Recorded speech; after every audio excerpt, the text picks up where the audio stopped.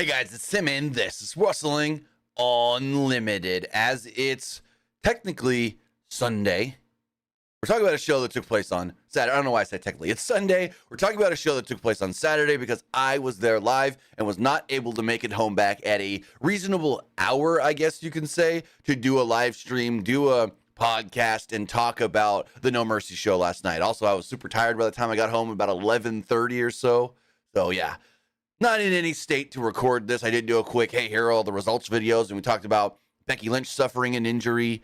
But other than that, last night was NXT No Mercy, a great show, super, super good. A couple of interesting things that I noticed, because I have watched it twice now. I watched it, 1A, while being there, and 2, I watched the broadcast. Here's the one thing don't do.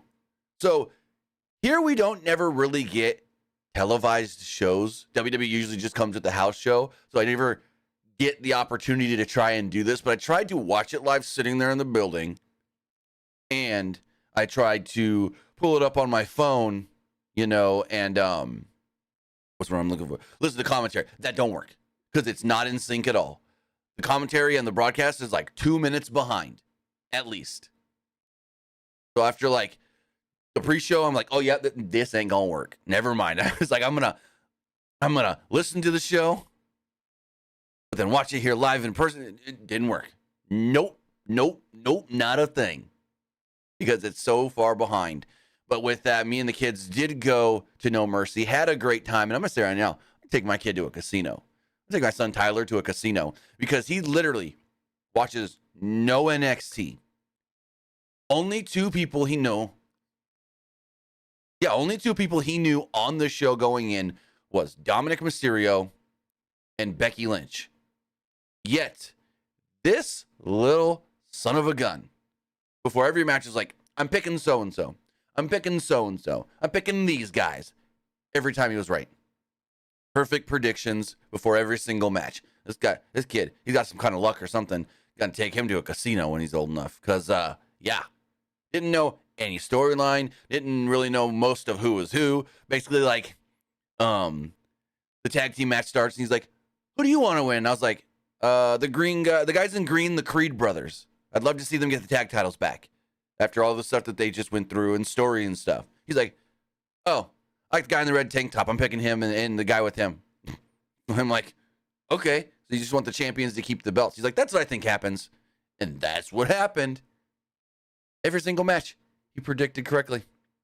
Every single match. So I'm like, oh, yeah, I need to take you to a casino when you're old enough, or go get a let you go with me to the liquor store, pick a lottery scratcher or something, because he's got some good luck on his hands right now.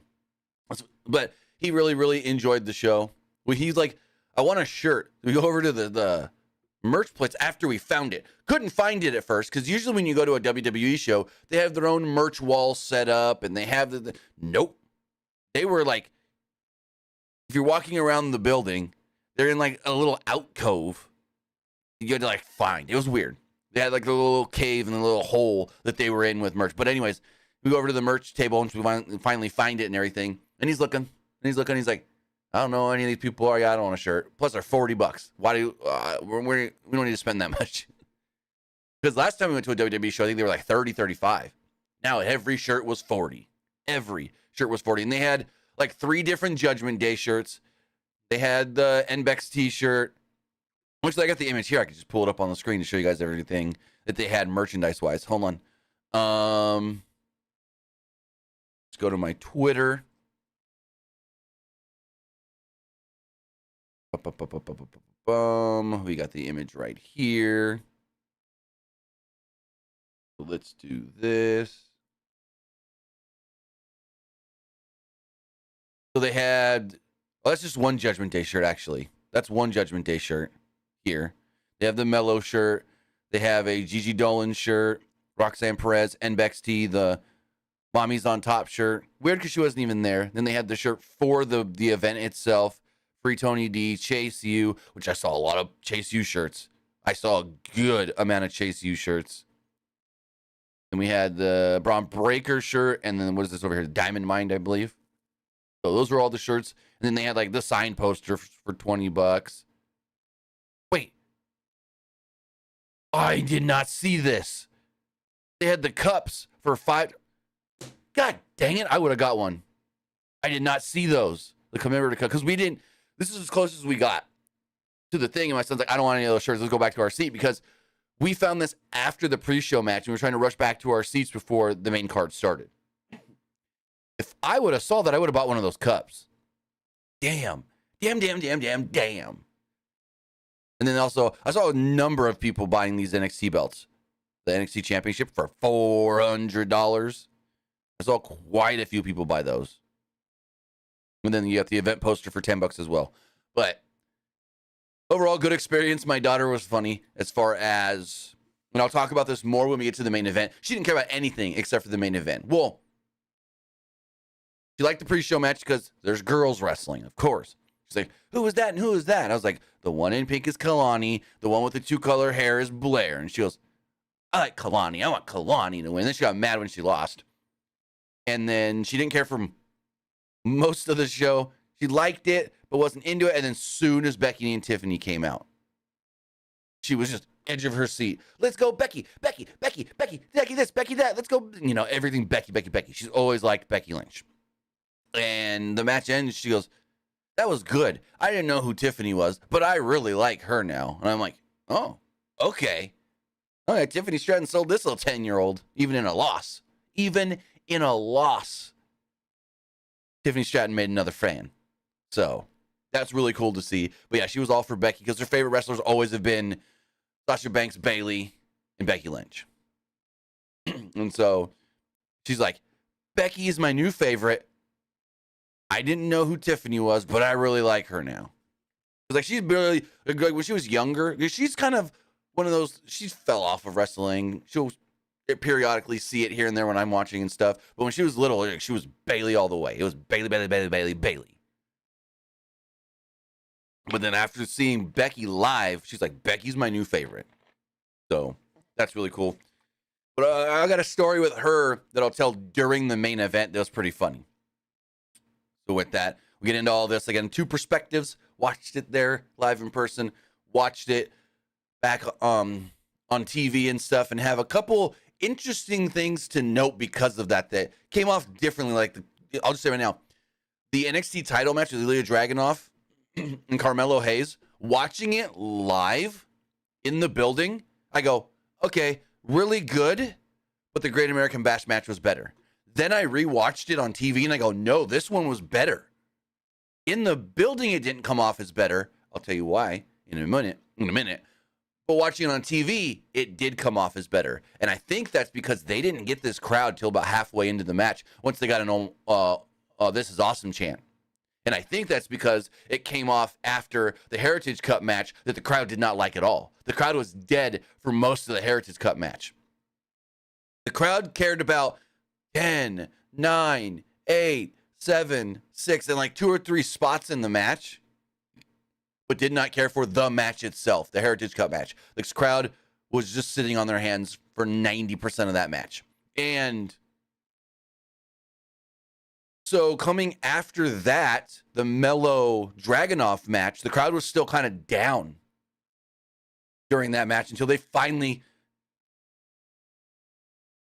got the crowd into it. So that was an interesting perspective, that a match that came off almost completely different on television than it did live in person. But with that, I want to say thank you for joining me here. Twitch.tv/PW Unlimited, YouTube.com/Pro Wrestling Unlimited, and podcast services all around the globe like Stitcher, Spotify, Google Pod, Apple Pod, Anchor, iHeartRadio, and so much more.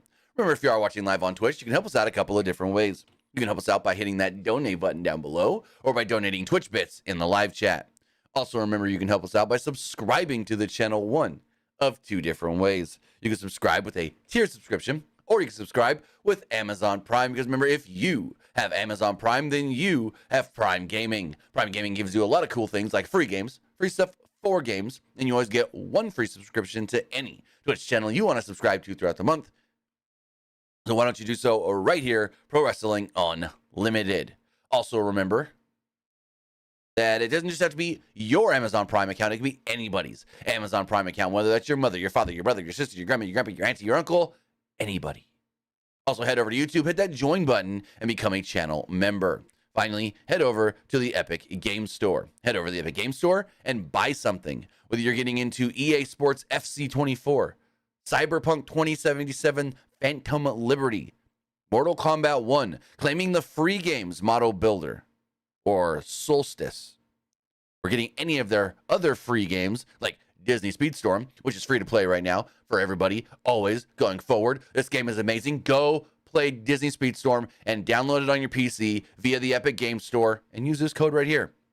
Use code PWU NLIMITED at checkout, and you will be supporting us at no extra cost. Again, use code PWU Unlimited at checkout for all Epic Games and Epic Game Store purchases. You'll be supporting us, and it doesn't cost you anything. Also, remember, guys, we will be back live tonight following AEW Wrestle Dream. That show's going to be nuts. They've got, just to say, these guys put Josh Barnett versus Claudio Castagnoli. Like, holy crap, that's going to hump, as some kids say. Yet, to the pre-show, they put Josh Barnett and Claudio Castagnoli on the pre-show.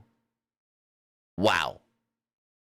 Well, speaking of pre-shows, we did get a pre-show match last night. It was Keelani Jordan against Blair Davenport. Match went about 6.5 minutes. And it was your normal, hey, here's a girl that's still green. Here's a girl that's not as green. Well, I wouldn't. Blair Davenport's really good. I will say that. But she needs some work. So these two worked well together. Nothing really wrong or bad with the match, but not really much to talk about during the match. They had a normal match where Davenport had control until Jordan made a comeback. Jordan tried a split-legged moonsault, but Davenport got her knees up. Davenport then followed this up with a double foot stomp to the back and a Falcon Arrow to pick up the victory. Blair Davenport wins the match. My daughter's sitting right here booing. Like, boo! Let's go, Kalani, boo! And then all of a sudden, in runs Gigi Dolan. Gigi Dolan runs in and attacks Blair Davenport from behind, hits her with the hammer fist, hammers away on her, just just going to town. And officials and everything have to jump in, spread the two apart, and their arms are still flailing like they want to go. So they did end up setting up Gigi Dolan versus Blair Davenport. I want to say for this Tuesday. Give me 2 seconds to double check on that. I think they announced that for this Tuesday. Yeah, Blair Davenport will face Gigi Dolan. Not the only match they announced for Tuesday. So that was cool. That was nice. And then speaking of the pre-show, so they're airing the pre-show. We're watching it live on the screens. Just like you guys are watching it live on Peacock or WWE Network or YouTube, because the pre-show is on YouTube.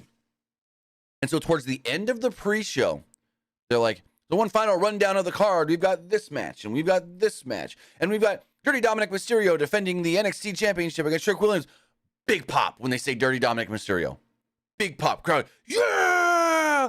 And then they do the rest of them. The NXT Championship will be on the line, and Carmella Hayes defends against Ilya Dragunov, and in an Extreme Rules match in our main event, it will be For some reason, the match these people wanted to come see was Dirty Dom and Trick Williams. Oh, Dirty Dom's a draw. Dirty Dom's a draw. Because when they were doing the final rundown of the card, the Dominic Mysterio match got the biggest pop. Now, they're live watching it, show going on. The match that the crowd was into the most, of course, was the main event, Tiffany Becky. And they were really into the NXT title match as well. Even the tag title match, this crowd really, really got into. So it's like, that was like, for this crowd live, and this place was, I want to say, basically full.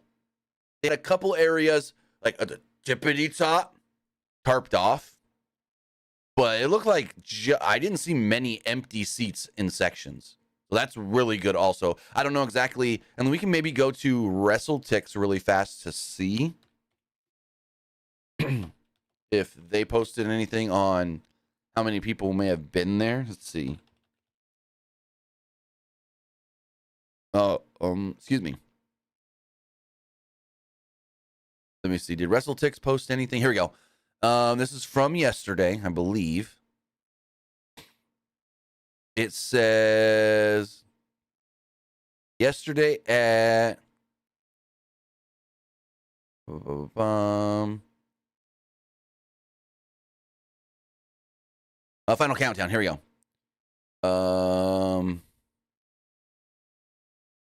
4,954 tickets distributed. And the show is set up for 5,100. So if we do some math, that's like less than 300 tickets left that didn't sell or get distributed or whatever. So that's really, really good. That's really good to see. Like, this place felt packed. It felt packed. But the way this building is, too, when you're walking around in the concourse area, it didn't seem like everyone was on top of each other. Like, it didn't seem like everybody was. So I think this building had, like, it's got this circular flow to it or whatever. And it didn't feel like a place that was like everyone on top of each other. And, you know, if it was good. When you're just walking around, it didn't feel like there was that many people there. But then when you get in your seat and go, oh, yeah, no, there's a lot of people here. So that was really good as well. And it came off really well on TV, the way that it looked and stuff. So kudos to WWE. But yeah, I thought that was very interesting when they were running down the card. And they said, Dirty Dominic Mysterio will defend the NXT. And everyone's like, yeah! Like, this place popped big. So Dom's a draw. I'm going to tell you right now. People like Dirty Dom. Give me 1 second. What is this in the live chat?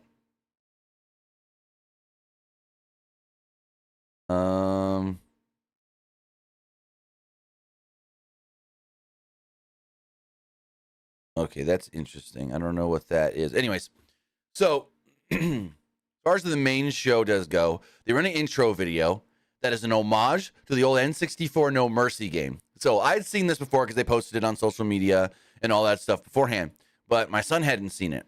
And so the video starts and I go, Tyler, you're going to like this. Pay attention. He goes, okay. And so it's going.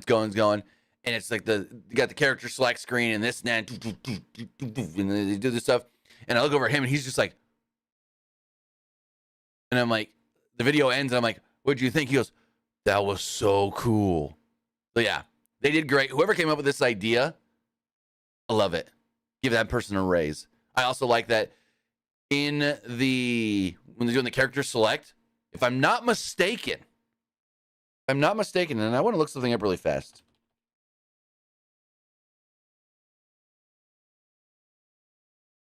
I want to look up something really, really quickly.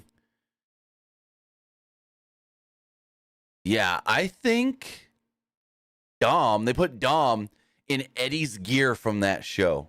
Now I want to go back really quickly. Hold on. I know we're doing a lot of not talking about the show, but we are talking about the show. So give me one last second. I want to look at one last quick thing. Because I think now that I'm thinking about it, I think Dominic Mysterio in that video was wearing Eddie Guerrero's gear from the game.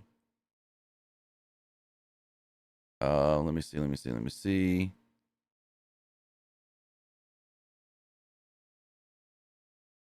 It is right here.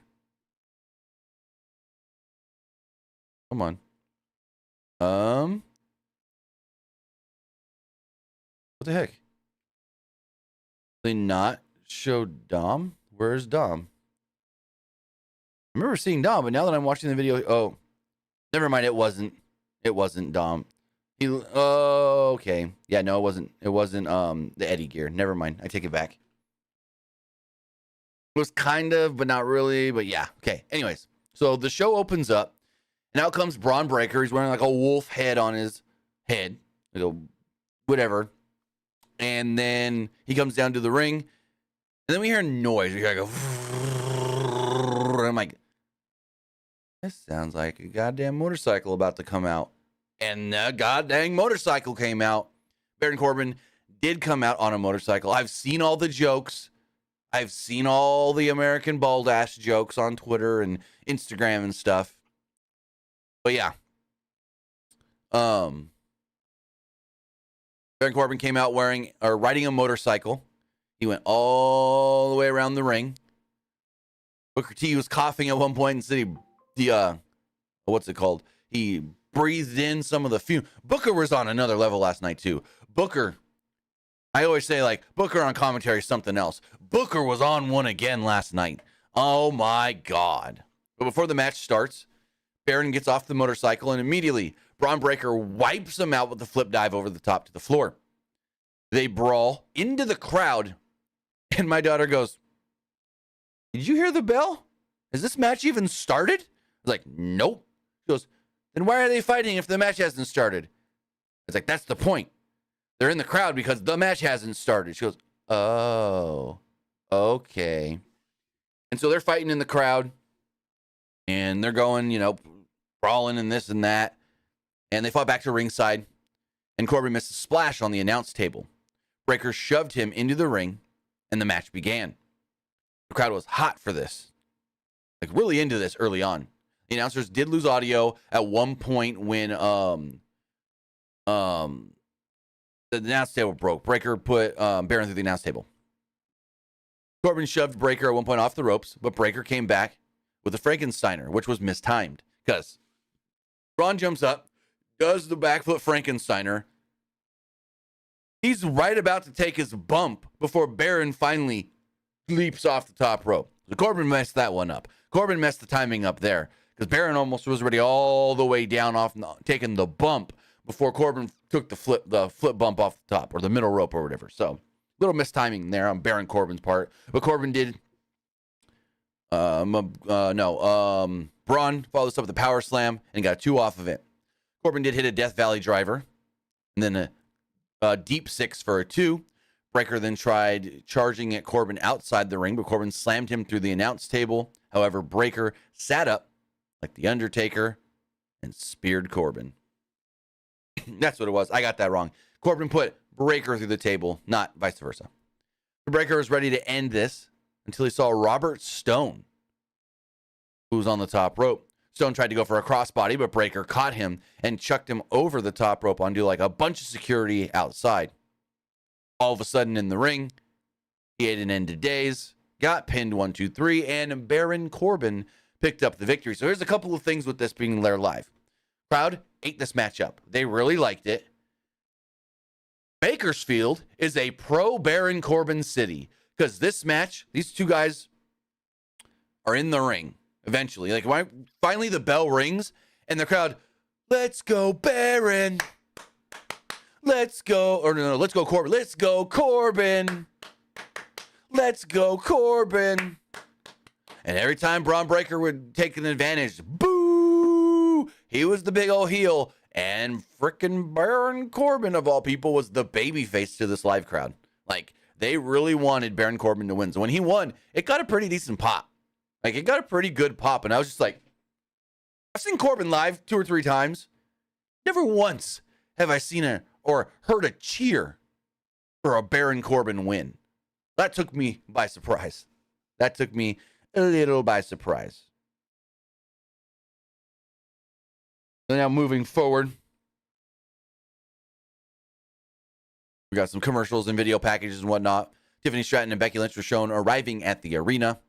Mackenzie Mitchell then interviewed Carmelo Hayes and Trick Williams. They were together. They were both confident. They said they would both leave with belts. Not true. Also, just want to say that little post-credit scene between Trick and Carmelo after the show, like they're doing the Becky match and then Becky's got the stare down with Tegan Knott. We didn't see that live. So I see a tweet and I'm going to pull it up. I see it. Well, yeah, we'll talk about it now since I already talked about it. I see a tweet from Sean Ross Sapp saying something about this. And I'm like, what? Is there something we missed? They didn't show the live crowd? Last we saw Tegan Knox, like they were showing us the live feed of the show on the screen up top that hangs above the arena. And so the last thing they showed us was Tegan Knox. It cuts to Becky looking down and she's like, "I see you. I see you. Becky gets out of the ring and the show is off the air. That's the last thing us in the building actually saw on the screens. Of course, we watched Becky walk around ringside, sign autographs, take pictures with fans, and so forth. But we didn't see no extra video of Trick and Carmelo. So I didn't see this where people were thinking Carmelo's going to turn heel on Trick and try to take the North American title from him, which I don't really like. Why wouldn't Carmelo either A, want to just go to the main roster, or B, go right back and want the NXT title? Like, why are you going, you just lost the NXT title, now you're going to drop down and go for the main card again, or the mid-card title? What? No, he wants to get his title back. I get it. He's one of the best NXT North American champions of all time.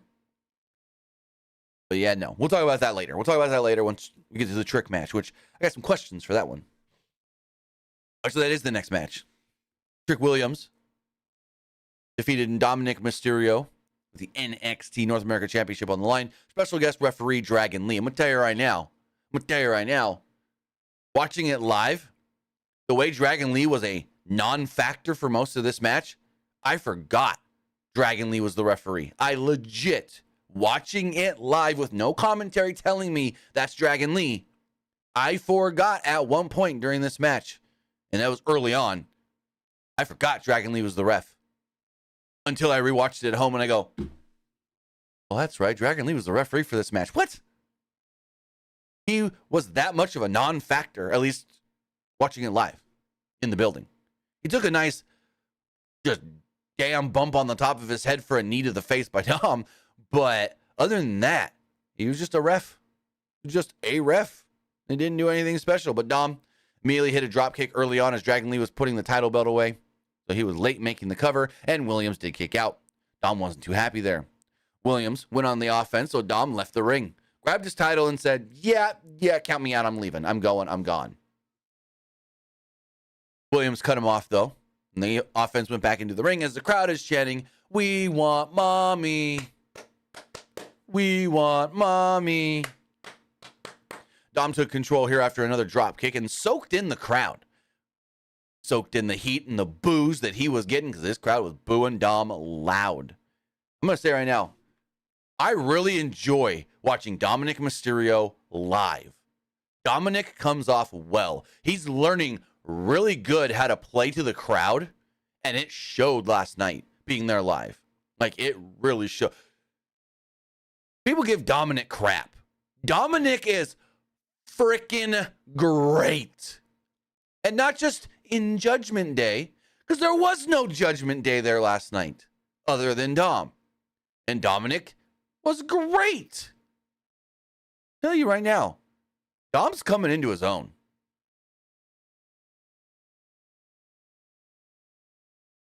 Cincinnati says, I love Booker T going off when Trick's music hits. Yeah, see, so Trick's music's going, and they're in the crowd, they're going, whoop that Trick, whoop that Trick. And so, you know, the crowd's doing that or whatever, but when you watch it on TV, it's a different experience. Because when you're there live, everyone's chanting, whoop that Trick, right? And so it's like, cool, that's whatever. But then when you watch it on TV, they're going, whoop that Trick. And Booker's on commentary going, yeah, whoop that Trick, huh? Whoop that Trick, what? Whoop that Trick. I'm like, oh my God. Freaking, when I say Booker's on another level, freaking Booker T is great. Anyways, back to the match itself. After the two collided in the middle of the ring with some clotheslines, Dom tried. Actually, they do this double down spot. They get a double clothesline. They're both down. They're not moving for a couple seconds. My daughter goes, did they just kill each other? Nobody's moving. Are they dead? I'm like, no. Just give it a second. They just knocked each other down at the same time. She goes, oh, okay. She's like, are they dead? The most just sincerest look on your face ever. Did they just kill each other? Are they dead? I'm like, no. Give it a second. And about 10, 20 seconds later, they're rolling around moving. She goes, there they go. Anyways. So Dominic tries to super kick, but Williams ducks it.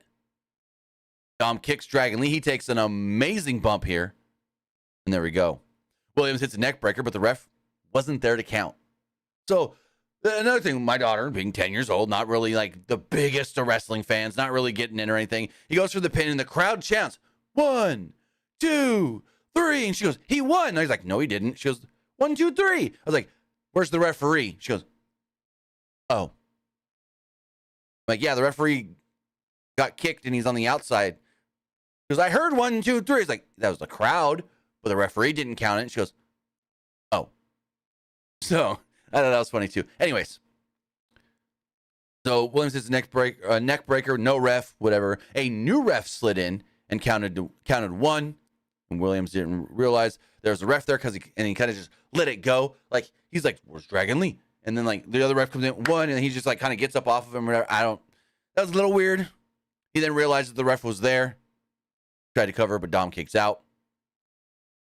Williams followed this up with a Trouble in Paradise, hitting Dom right in the black eye and got a 2 for it. Dom accidentally then knocked down the new ref before he knocked Williams out of the ring. Dom then posted Williams, but he missed a frog splash. See, here's the thing. The new ref. If you're watching this match live and didn't have any context from commentary that Dragon Lee was the referee and you forget, you would have thought that was the same ref from the beginning of the match. That's how little Dragon Lee really felt that him being the referee meant in this match. Because it's like, he gets super kicked, knocked out. He's out. Another ref comes in, counts. I didn't even notice that was a different referee till I watched it on TV. I thought it was the same referee, only counted a 1, got knocked out a second time. I thought the same ref got knocked down twice. Again, that's the thing. When you forget things or you don't realize or it didn't come off super well on, to the live crowd, you don't have commentary, things kind of get muddled sometimes. Anyways. Dominic accidentally, like I said, knocked out the new ref. Dom posted Williams, but then missed a frog splash attempt. Williams tried to cover, but there was, again, no referee. Dom tried using the belt as a weapon, and Williams ducked it, caught him with a running knee, and pinned him to pick up the victory as Dragon Lee slid in at the last second. 1, 2, 3.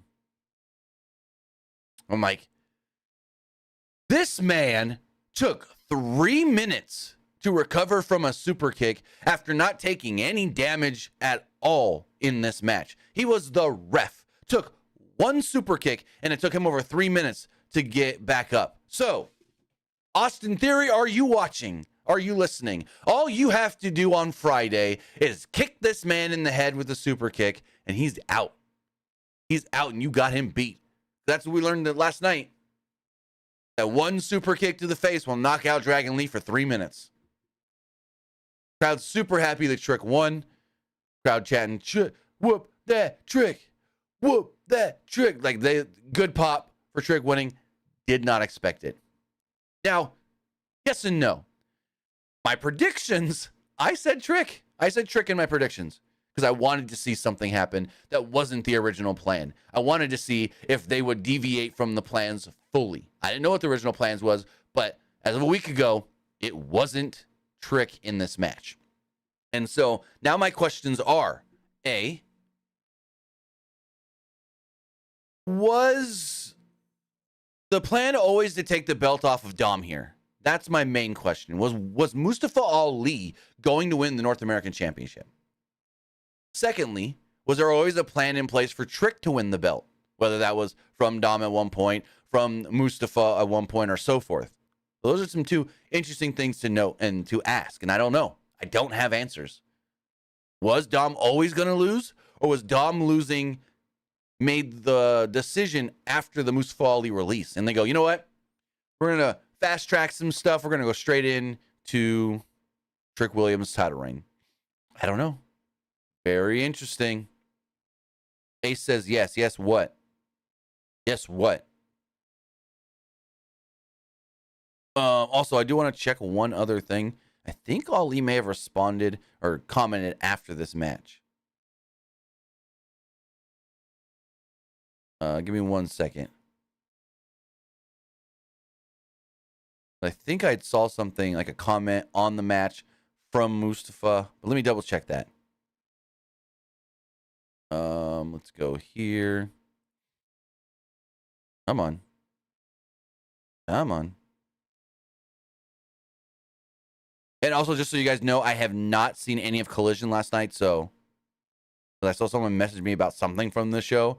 So I just want anyone putting anything in the comments. Yeah, no, I guess he didn't. I must have saw something that was old. So then we have the Fatal 4-Way match for the tag titles. Tony D'Angelo and Stax, the family, defending against OTM, the Creed brothers, and Humberto Carrillo and Angel Garza. And freaking Booker T, no one's told him how to say Humberto's last name. Because you're listening to this match on comment, or you're listening to the commentary of this match, and Garza and Carrillo. Booker just keeps calling him Carrillo. No one could be like, hey, Booker, it's Carrillo. And those L's are Y's. It's Carrillo. We know you know how to say yo. Carrillo. Humberto Carrillo. You don't even have to. You can still say the H. Technically it's Humberto Carrillo. Humberto Carrillo is technically how you say it. Humberto Carrillo. But Booker's over here. Humberto Carrillo. And anyways, this probably from a fan reaction standpoint during this show live, this was the match that got the second biggest reactions throughout the show. Like, the crowd was the most pumped for the main event, and then this was number 2. Ace, where are you getting that info from? Because just you saying it means, not to be rude, just you saying it means nothing to me. Was that reported by somebody? Was that put out there by a reputable source? Who said that was a last minute change? Just want to know. Anyways, but yeah, as far as like if we're talking about matches that got the best heat from the crowd and had the best crowd involvement and crowd going crazy and stuff for it, it was the main event, this one, then the NXT title match. Actually, no. I would actually say Trick and Dom had better crowd reactions than the NXT title match, because the first half of the NXT title match, the crowd was kind of dead because they didn't care for it. It's a whole thing. But crowd loved this match. They ate this up. There's some fast-paced action.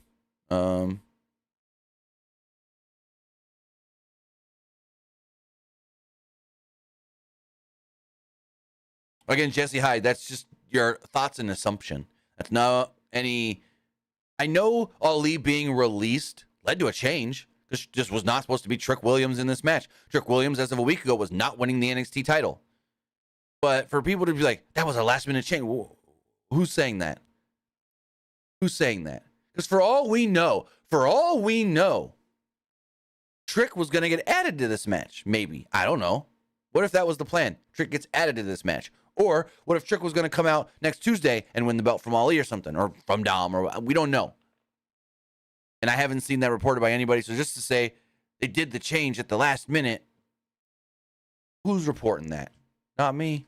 I ain't got no inside source on that. You got no inside source on that, old Ace. I was like, right now, that's just your opinion and your assumption. Anyways, fast-paced action here early on until Tony D'Angelo appeared to get hurt while trying to lift Garza and Carrillo at the same time. He collapsed, grabbed his knee.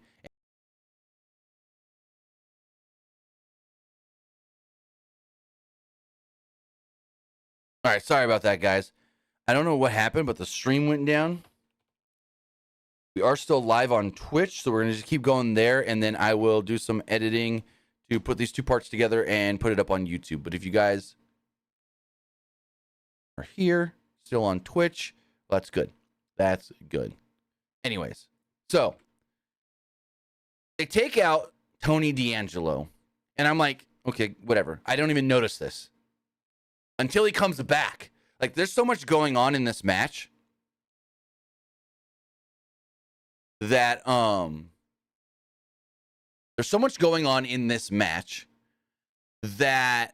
we don't even realize the live crowd. At least I didn't. Oh wait, we're back live on YouTube? Are we? I think the YouTube stream came back. Okay, we might be good. Cool. So Being there live, I didn't even realize Tony got taken to the back. I saw the knee thing and they check on him, and then that was it. I didn't notice, because so much is going on in this match, I didn't notice that he was taken to the back until he came back later. So that was interesting. And so the Creed brothers got in, and Julius handed out some suplexes. Julius hit OTM with a double Northern Light suplex, which was very impressive. Brutus had Garza in an ankle lock, but eventually was broken up. Tony D, now with his knee in a brace, limps back down, and officials are trying to stop him, but he gets his way in. D then caught Carrillo out of midair and hit a spine buster. This then led to a spot where the members of the Creed family and the Angelo family all hit superplexes, quadruple superplexes. Huge "This is awesome" chant from the crowd. Crowd loved it. The teams exchange moves until OTM hit Tony D with an assisted power slam for a 2. Brutus then wiped out Garza, Carrillo, and Nima with a springboard cannonball dive. Tony D and Stax hit Price with a spine buster for hit Stax with a spine buster, and then pinned him to retain the tag titles. So there we go. The family, the Tony D'Angelo family, retain the titles. Really fun match. Crowd was really into this. Like, crowd really ate this match up. There was a lot going on, and they loved it. They really did. Like I said, this match got second best reactions of the night, I believe, in my opinion. In the back, Trick Williams approaches Carmelo Hayes. They kind of celebrate for a moment on Hayes winning a belt. Then, see Becky, being my aunt, the crazy cat lady who pushes her shopping cart around and plucks things out of people's trash. And yes, I say my aunt because that was my aunt. My aunt was the crazy cat lady. She had a drug problem. She was the crazy lady that pushed her shopping cart around and went trash picking. Which there's nothing wrong with trash picking. I used to trash pick when I was in Texas, going around to the army base and all that. Anyways. Becky's in the back. She's like, ooh, kendo stick. Puts that in the thing, and there we go. They also show Ryan Oakes in the crowd. I don't know. I didn't notice this until I watched it back. I don't know who Ryan Oakes is. I guess maybe he sang the theme song for the show. I don't know. Never heard of him. Never heard of Ryan Oakes. So then we had a match that went 19 minutes, and the crowd just didn't care at all from the go. Like, from the jump. This match starts, and they don't care. They're dead. Until round 1 ends. 10, 9, 8, 7, 6, 5, 4, 3, 2, 1, 0. That's... like, this match really, really killed this crowd. And I think this hurt the crowd for the next match, too, the NXT title match. It really did, in my opinion. So Butch controlled round 1, but Dar hit him with a cheap shot when the round ended. That gave him the edge in round 2, but Butch went back on the offense anyways. Flash Legend and Jamar Jackson. No, not Jamar Jackson. What's her name? Jamara Jackson, I think is what it is. I got it all mixed up. Lash and Jackson distracted the ref, so Mensah dropped Butch with a kick. Dar followed this up with a flying enziguri to pick up the pinfall win in the round. And I'm like, yep, that's exactly what I thought this was going to be. It's the Judgment Day stuff. Too much outside interference. I didn't really care for it. The crowd didn't care for this match either. We're up 1-0. Butch then eventually ties it 1-1 after hitting a bitter end. Jakara Jackson. That's right. I thought it was Jamara Jackson. Jakara Jackson. Thank you, Fonzie. So, here's the thing with this match. He hits the bitter end, and we're good to go. Then in the next round, he hits him with the bitter end. Not once. Twice. And he can't keep him down. That's a little weird. Dar tries a submission in round 4, but Butch fought back and put him in a submission of his own. Dar appeared to pass out just as the round ended, but the ref didn't call it because the round ended instead. Again, that was another thing we couldn't tell from the live crowd. We just felt, round ends, hey, Butch, let go of the hold. We didn't get the drama of, oh my God, he passed out a second after the round ended or whatever, which would have been a point for Butch. That's something, again, you can't really translate that really well to a live crowd. Dar hit a spinning back elbow for a 2. Butch hit a double underhook suplex off the ropes for a 2. Dar then hit a brain buster on the apron for a 2. Dar tried taunting Butch, so Butch twisted his fingers as the round ended. Butch stomped Dar's hand at the very end of the round, so Lash Legend taped his fingers. Round 6 in the final round. Started with Dar hitting consecutive spinning back elbows, but Butch came right back with a German suplex. Mensa then hit Butch with a kick from behind the ref's back, and Dar hit a Nova Roller and only got a 2 off of it. Tyler Bate wiped out Mensa, and Butch hit Dar with Tyler Driver 97 for a very close near fall. Butch then hit the bitter end for another near fall, but Butch applied an armbar as Gallus would run out from the crowd and attack Bate, distracting Butch. The referee then went to stop them. Like, ref, I don't give a damn. But then Butch jumps and does a flip dive over the top rope to stop all of that. Ref's trying to break that up still over there with Tyler Bate and Gallus. And then Butch gets back in the ring. Joe Coffey attacks Butch. Gets his clothesline. Dar then just pins him. There we go. Eric Clark, we don't have a Discord. Sorry. This match, the crowd didn't care. I didn't care. This was just a match. There was nothing special. You think, oh, freaking A, we're getting a Butch match on the. No. No. This match was I mean, there was a crap finish. The rounds thing really just doesn't get over well, in my opinion. And the crowd was just down after this match and going in to Carmelo Hayes versus Ilya Dragunov, where this match was amazing. This match comes off so much better on television than it did in the building. And I think one thing is, because half of this match, if not the first, almost half or whatever, the crowd was still kind of down from the last match. Also, who botched the graphics for Melo's entrance? Because he's got these jerseys of everybody he's beaten, right? And the first 3 hang. They got these cool animations to come on the screen, right? 3. And the other one's like bang, bang, bang. The other 3 just bam, bam, bam. But these ones, it's like they fell from the rafters and they're swinging a little bit before they stop. Fall from the rafters, swing a little bit before they stop. And then the other 3 on the other side, bang, bang, bang. Who got lazy or who botched the graphics? Can't you add the same animations over here that you did over here? Like, I don't get it. Give me 1 second, guys. We're having connection issues again. I'm going to do a speed test really quick just to see.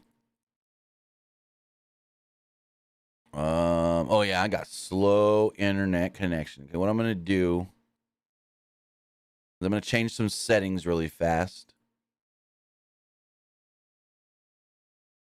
This shouldn't affect it that bad, but the quality of the stream might go down a little bit, but it's going to help it from possibly buffering less. As far as this match does go, Ilya Dragunov and Carmelo Hayes. The match was excellent. Again, watching it live, I thought, okay, really good, but not as good as the Great American Bash match. That's what I thought coming out of the show, leaving the building later. Then I rewatched it on TV and I go, no, that was better. That was the better match of the 2. It just didn't translate in that same way being there live. And again, I think that's because a good portion of this match, there wasn't a lot of crowd reaction and crowd heat. So Dragunov immediately hit a running boot and was on fire until Hayes fired himself back up, hitting a spear. Dragunov ducked a Hayes springboard move and nailed a lariat. Dragunov followed with machine gun chops and a boot to the back of the head. Dragunov was in complete control again, hitting chops until Hayes caught his arm and responded with a chop of his own. The crowd got into it here a little bit with a dueling chant. The 2 men exchanged offense. Like the crowd was slowly starting to get into it here, but still not really into it. Like you can hear the dueling chants, like, let's go Melo Dragunov. Let's go Melo Dragunov. And at one point, Hayes got the better of the exchange, hit a leaping enziguri and a springboard bulldog that spiked Dragunov on top of his head. Dragunov countered Hayes' next move and hit consecutive German suplexes. Hayes then planted Dragunov before stomping on his head. Dragunov came back with a running knee and a powerbomb. He tried countering Dragunov's move off the top with a code breaker, but Dragunov countered his counter and drove him into the turnbuckle. Dragunov follows up with the coast to coast, got a 2 off of it, and got the crowd. This coast to coast is what got the crowd. This is awesome chant, and they were into it from here. There was a this is awesome chant, and they were really into it from this point out. Dragunov then hit a superplex. Hayes hit a code breaker, and Dragunov came right back with an H-bomb for a near fall. Or an H-bomb forearm for a near fall. Dragunov then hit another H-bomb, and this time off the middle ropes for another near fall. Hayes then responded with a super kick for a 2. They fought on the apron until Hayes hit a cutter off the apron to the floor. Hayes then came off the top, but Dragunov nailed him out of midair with the clothesline. Dragunov then went to the top and hit a super H-bomb and pinned Carmelo Hayes to become the new NXT North American Champion. So there we go. There we go. I'm gonna do one more thing just to see if I can, if it'll help the stream or not.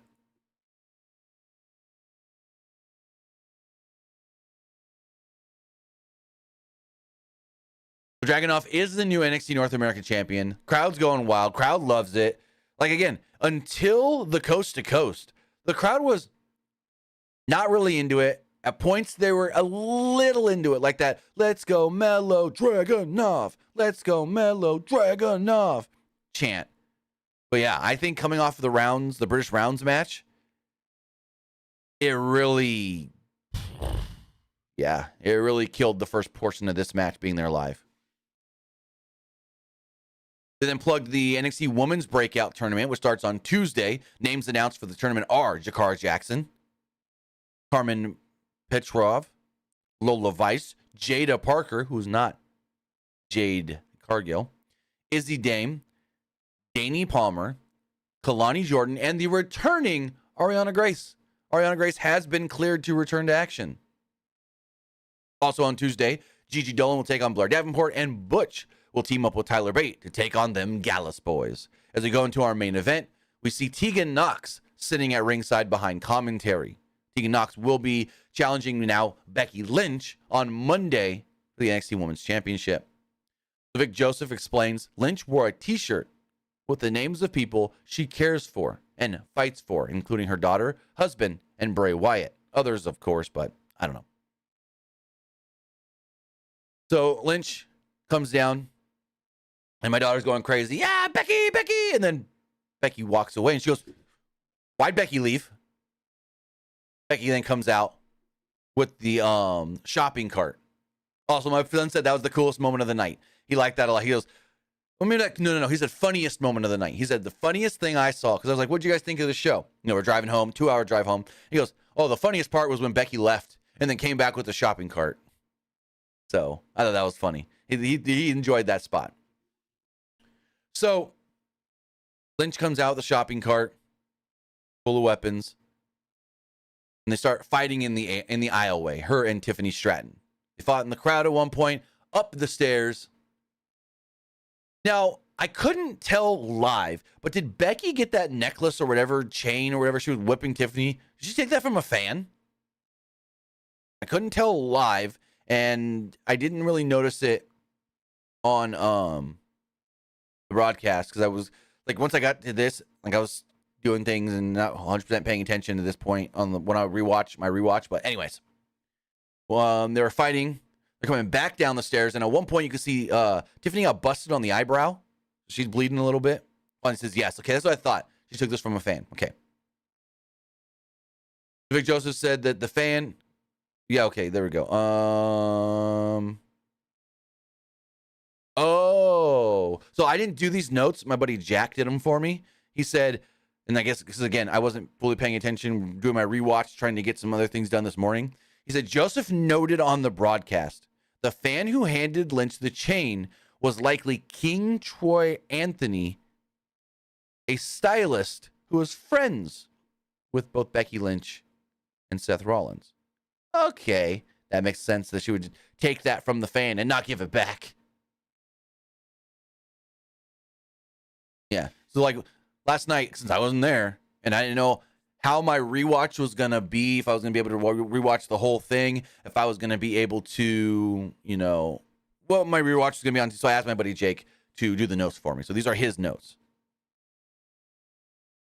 But yeah, Tiffany was bleeding from the eyebrow. Becky, cut on her arm, laceration, needed 11 stitches. And this thing looked gnarly. We'll show it later we'll go to her Instagram and find it later. Anyways. Where was I? Tiffany Stratton hit Lynch with the kendo stick and the steel steps. Lynch fought back and put Stratton into a shopping cart and shoved her into the steel steps, which was funny. Both kids popped for that one. Big. It was like she puts her into the shopping cart and Haley just yells, "Push her in the stairs! Push her in the stairs!" And she pushed her into the stairs. Both kids, yeah! Lynch pulled out a black bag and she goes, "What's in the bag?" Like my daughter, "What's in the bag?" And I was like, "I don't know, but it might be thumbtacks or Legos." And she goes, "Legos?" And then it was Barbies, and she lost her mind. She goes, "That's not Legos, Dad. Those are Barbie dolls." And I was like, "Oh, okay, this is new. This is new." So Lynch slams Stratton on a bunch of Barbie dolls that she lays out in the, in the ring. She goes for the pin, gets a 2 off of it. Stratton leaves the ring, and Becky starts throwing the baby doll parts at Tiffany, as Tiffany's got a trash can lid that she's blocking these with. The parts are flying into the front row in the crowd. The crowd's all trying to catch these Barbie doll pieces. And my daughter's like, she's hitting the fans with the Barbie dolls. Someone's going to get hurt. Stratton then eventually did smack Becky with the trash can lid. Quan says, "We knew it was in the bag." Okay, cool. You knew. I thought it was going to be Legos or thumbtacks like most matches. I didn't expect Barbie dolls, but hey, you might be smarter than me there, bucko. The Lynch placed Stratton in a trash can. No. Yeah. Lynch placed Stratton in a trash can and hit a diving leg drop. Stratton then fought back with the trash can and gave Lynch a spine buster on the trash can. So, again, little 10-year-old kid here sitting next to me. She hits Becky with the trash can. Or no, she slams Becky on the trash can. She goes for the pin, and my daughter's like, "Oh my God, Becky's going to lose." I'm like, "No, she's not. Becky's going to kick out." 1, 2, ooh. Becky kicks out. My daughter looks at me, and she goes, "How did you know she was going to kick out? Have you watched this before or something?" And I was like, "No, I just know how wrestling works. And I know that she was going to kick out." And she's like, "Oh, Tyler, Dad knew she was going to kick out." And Tyler goes, "Well, it wasn't her finish." I'm like, "There you go, bud. He knows. This kid knows." But Haley was all kinds of just like, "Who? Kick out. Kick out." I just love her reaction of, "Have you watched this before or something?" And then my son's reaction of, "Well, it ain't her finish." So he knows it's not a finishing move. We're still getting buffering issues. I really do apologize. Anyways, as far as the matches go, Stratton piled up a dozen chairs in the ring. Lynch slammed her on it and put her in an armbar. They rolled out of the ring with moves still. With the moves still applied, Stratton used her strength to slam Becky down on the steel steps. It's funny. So she's got Becky up and she's going to slam her. And Haley's yelling, "Put her down! Put her down! Put Becky down!" And she, boom, slams Becky down on the steps. And Tyler goes, "Hey, she put her down like you wanted." So this led to a 2. Lynch's arm was bruised and she kept favoring it. I think this may have been where she cut it open on the steps here. I don't know exactly.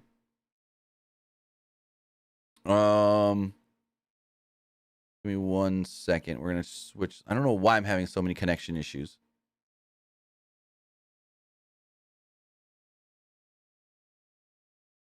So as we keep going,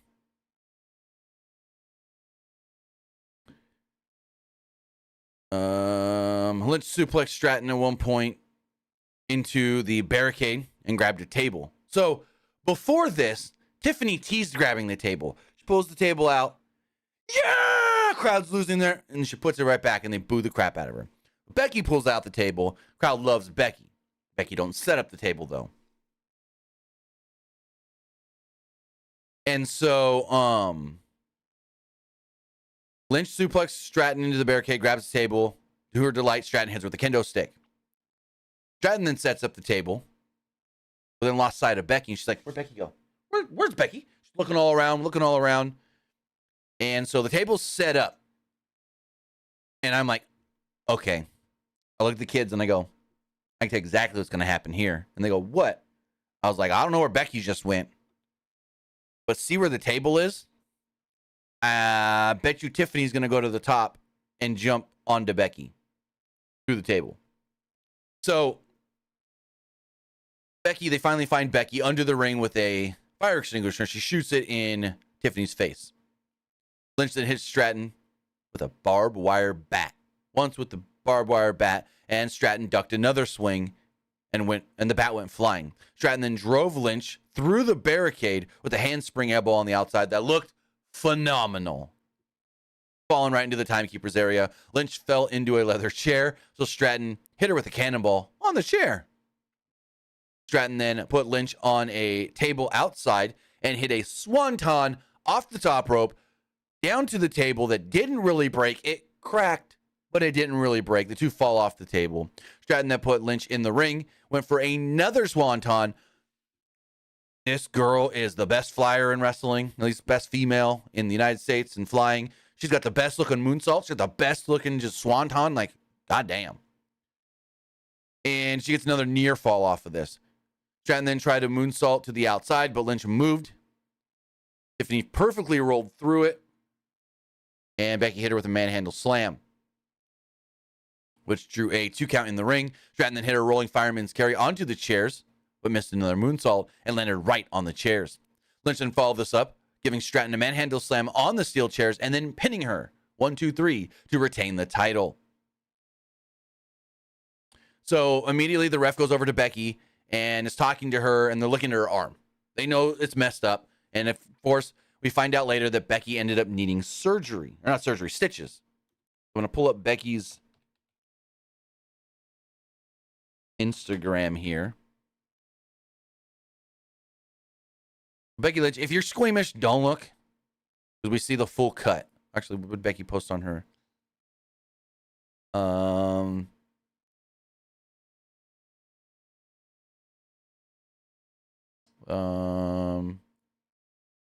Where is it?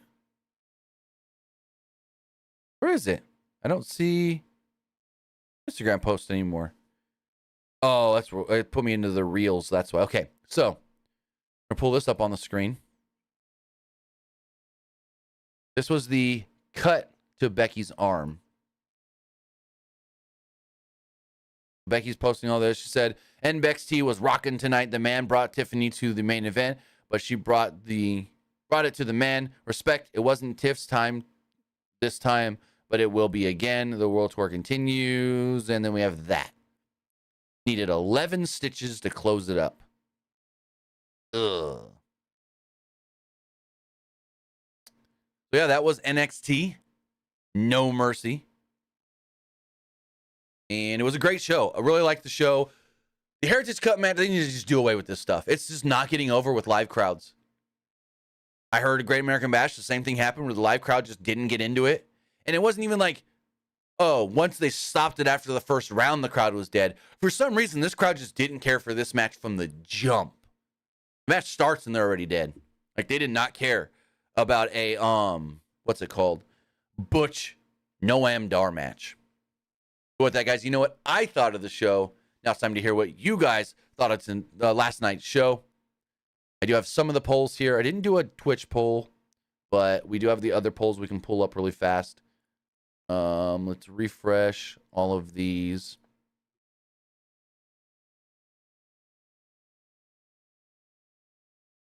So as far as the Twitter poll does go, 82% liked last night's NXT. 14% thought it was just all right, and 2% didn't like it. As far as the YouTube community poll does go, 81% liked the show, 13% thought it was just all right, and 6% didn't like it. Looking at some of the comments here, this says, show delivered, probably the best NXT Premium Live event this year, 8 out of 10. This one says, this was a really fun show to watch. I think I might start watching NXT more again. Heck yeah. This person says, NXT PLE's back on Saturday night where they belong. The post lower third segment back. No Mercy did feel like NXT of old, and I'm glad. This one says, what a pay-per-view. Happy that Dom lost the title. This person says, amazing 10 out of 10. This person says, so glad I decided to watch the show instead of Collision. Great show. This person says, happy Ilya won. This said, I would have preferred if Dom retained and Tiffany won, but good show. This says, I'm watching NXT No Mercy right now. This says, sad Dom lost. I can say, not better than AEW's pay-per-view this weekend. We haven't seen AEW's pay-per-view this weekend, so shut the hell up. And then Bruce says, great. Congratulations on all the winners. And then far as the live poll does go, 87% liked the show, 10% thought it was just all right, and 4% did not like it. So with that, that was everything that did take place at NXT No Mercy last night. A great show. Super fun to be there live. Again, some things didn't correlate to being there live and watching it on TV. Like the NXT title match came off so much better on television than it did live. Not saying it was a bad match live, but it just came off way better on TV. And again, the interesting thing is the crowd hated the rules match. The Heritage Cup British rules match. Let's just stop that. Let's just stop that because it's not working. It's not working here in America. It may have worked in NXT UK, but it didn't work in America. But with that, guys, we'll be back live later tonight for AEW Wrestle Dream.